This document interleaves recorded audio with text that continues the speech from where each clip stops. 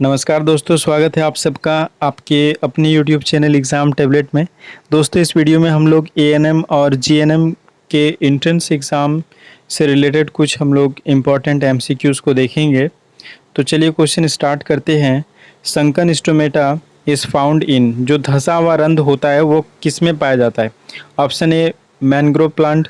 Mangrove plant देखिए यहाँ पे सुंदरी वृक्ष पौधा इसलिए लिख दिए क्योंकि ये सुंदरवन में बहुत ज़्यादा पाया जाता है मैनग्रोव। उसके बाद हो गया ऑप्शन बी में कैक्टस नागफनी। उसके बाद ऑप्शन सी में लोटस, या फिर ऑप्शन डी में हो गया ओसीमम स्नैक्टम, जिसको तुलसी कहा जाता है। तो दोस्तों, इसका जो सही जवाब है कि संकन स्टोमेटा जो धंसा हुआ रंध्र पाया जाता है ये कैक्टस में पाया जाता है, नागफनी में पाया जाता है। देखिए, धंसा हुआ रंध्र मतलब जो मरुस्थल में जो पेड़ पौधे पाए जाते हैं लगभग उसमें रहता है। क्यों ऐसा? क्योंकि अगर स्टोमेटा ऊपर में रहेगा तो क्या होगा, वेपर बन के जो उसमें वाटर है वो जल्दी से उड़ जाएगा। तो इसलिए वहाँ पे जो पेड़ पौधे होते हैं मरुस्थलीय इलाके में, उसके जो स्टोमेटा होते हैं नीचे धंसे हुए रहते हैं, ठीक है। और जैसा कि किस में होता है, कैक्टस में होता है, नागफनी में होता है। नेक्स्ट जो क्वेश्चन हम लोग देखेंगे, select which of the following haemophilia disease is linked to. मतलब हीमोफीलिया जो बीमारी है निम्न में से किससे संबंधित है? तो ऑप्शन ए में हो गया वाई लिंक्ड, या फिर ऑप्शन बी में हो गया नॉन जेनेटिक, या फिर ऑप्शन सी में हो गया ऑटोसोमल, या फिर ऑप्शन डी में हो गया एक्स लिंक्ड। तो दोस्तों, इसका जो सही जवाब है कि जो हीमोफीलिया है, देखिए हीमोफीलिया क्या है कि हीमोफीलिया एक क्लॉटिंग फैक्टर डिसऑर्डर है, जिसमें कि होता है कि अगर किसी को चोट लग जाता है तो थोड़े से चोट में अगर खून निकलने लगता है तो फिर उसमें खून बंद नहीं होता है जल्दी से, ठीक है। तो इसका जो सही जवाब है कि हीमोफीलिया किससे संबंधित है, ये एक्स लिंक्ड क्रोमोसोम से संबंधित है, मतलब एक्स क्रोमोसोम से संबंधित है। और देखिए हीमोफीलिया में क्या होता है, फैक्टर जो 8 होता है और जो 9 होता है, फैक्टर 8 और 9 जो होता है क्लॉटिंग फैक्टर, ये काफ़ी कम मात्रा में उस पर्सन में पाया जाता है जिस पेशेंट को मतलब हीमोफीलिया होता है जिस पर्सन को। तो उसमें फैक्टर 8 और 9 बहुत ही कम मात्रा में, बहुत ही लो मात्रा में उसमें पाया जाता है, ठीक है। इसीलिए खून जमता नहीं है। उसके बाद जो नेक्स्ट क्वेश्चन है, absorption of water from chromosome takes place in which of the cell division. उसके बाद जो नेक्स्ट क्वेश्चन है, absorption of water from chromosome takes place in which stage of cell division. मतलब गुणसूत्र से जल का अवशोषण कोशिका विभाजन की किस अवस्था में होता है? तो दोस्तों, इसका जो ऑप्शन है, ऑप्शन ए में हो गया टीलोफेज, या फिर ऑप्शन बी में हो गया एनाफेज, या फिर ऑप्शन सी में हो गया मेटाफेज, या फिर ऑप्शन डी में हो गया प्रोफेज। तो इसका जो सही जवाब है कि गुणसूत्र से जो जल का अवशोषण हो जाता है ये कोशिका विभाजन के टीलोफेज अवस्था में होता है, ठीक है। उसके बाद जो नेक्स्ट क्वेश्चन है, विच of the following is an occupational disease. मतलब देखिए, निम्न में से कौन सा एक व्यावसायिक बीमारी है? मतलब काम करने के दौरान, मतलब उस व्यवसाय में जो लोग काम करते हैं ख़ास तौर पे उनको वो बीमारी हो जाती है, ठीक है। तो ये कौन सा बीमारी है? ऑप्शन ए में हो गया एस्बेस्टोसिस, या फिर ऑप्शन बी में हो गया हेपेटाइटिस, या फिर ऑप्शन सी में हो गया एमेबिक डाइसेंट्री, या फिर ऑप्शन डी में हो गया मलेरिया। देखिए, तो इसका जो सही जवाब है कि ऑक्यूपेशनल डिजीज़ इसमें से कौन सा है, ये है एस्बेस्टोसिस।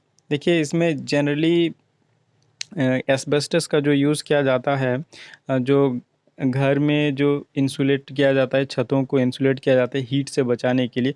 तो इससे क्या होता है, इस एरिया में जो लोग काम करते हैं, इसमें जो काम करते हैं, इस फील्ड में, इस व्यवसाय में, उनको जनरली क्या हो जाता है, एस्बेस्टोसिस हो जाता है। उसके बाद जो नेक्स्ट क्वेश्चन है ये है रिजर्व पेसमेकर इज़। मतलब रिजर्व पेसमेकर मतलब इनमें से कौन है?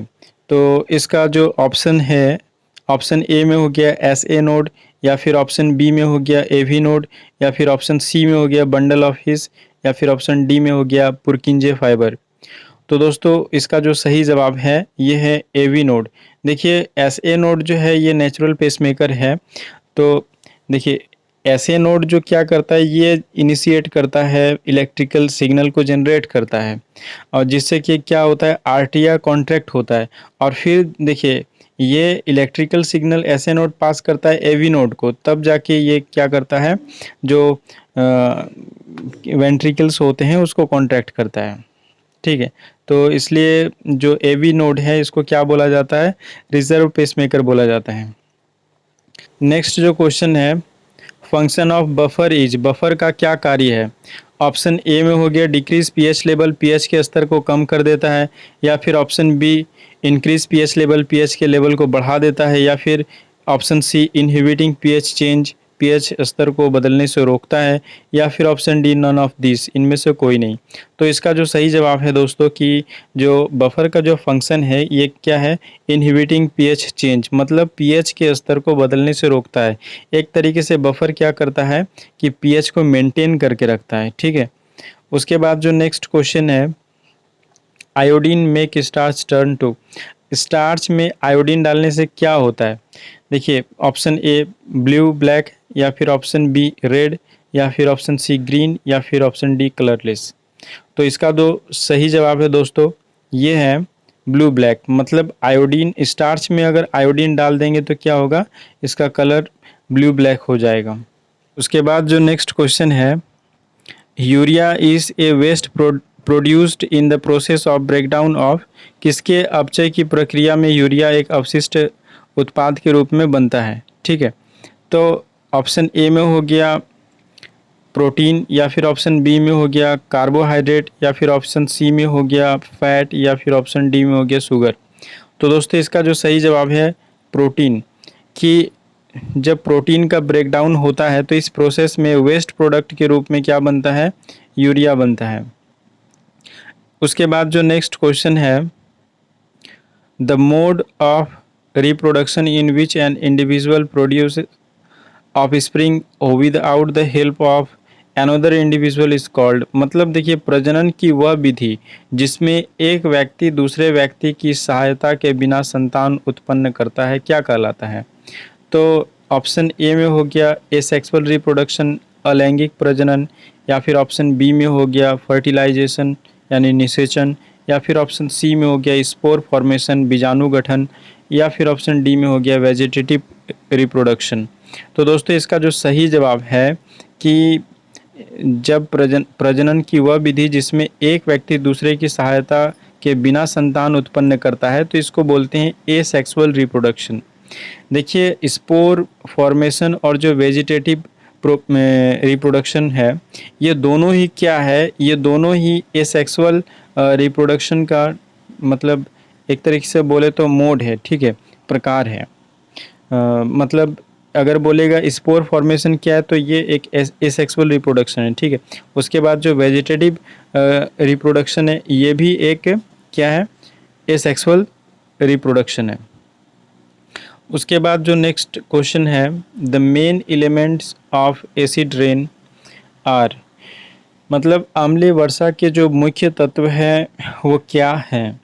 तो ऑप्शन ए में हो गया HCl एंड H2SO4, मतलब हाइड्रोक्लोरिक एसिड और सल्फ्यूरिक एसिड, या फिर HNO3 nitric acid and H2SO4 मतलब सल्फ्यूरिक एसिड, या फिर ऑप्शन सी में हो गया HCl hydrochloric acid and HF hydrogen fluoride, या फिर ये HNO3 नाइट्रिक एसिड और फिर हाइड्रोजन फ्लोराइड।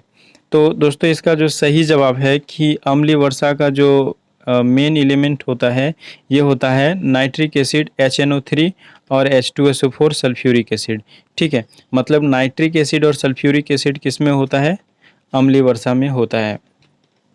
तो दोस्तों वीडियो अच्छी लगी हो तो वीडियो को लाइक करें, शेयर करें, और अगर आप हमारे इस चैनल में नए व्यूअर हैं तो हमारे इस चैनल को ज़रूर सब्सक्राइब कर लें और बेल आइकन को प्रेस कर लें, क्योंकि इसी तरीके के वीडियो और भी आपको मिलेंगे। और कोई भी आपको वीडियो चाहिए या फिर कोई भी आपको कन्फ्यूज़न है तो आप नीचे कमेंट करके पूछ सकते हैं।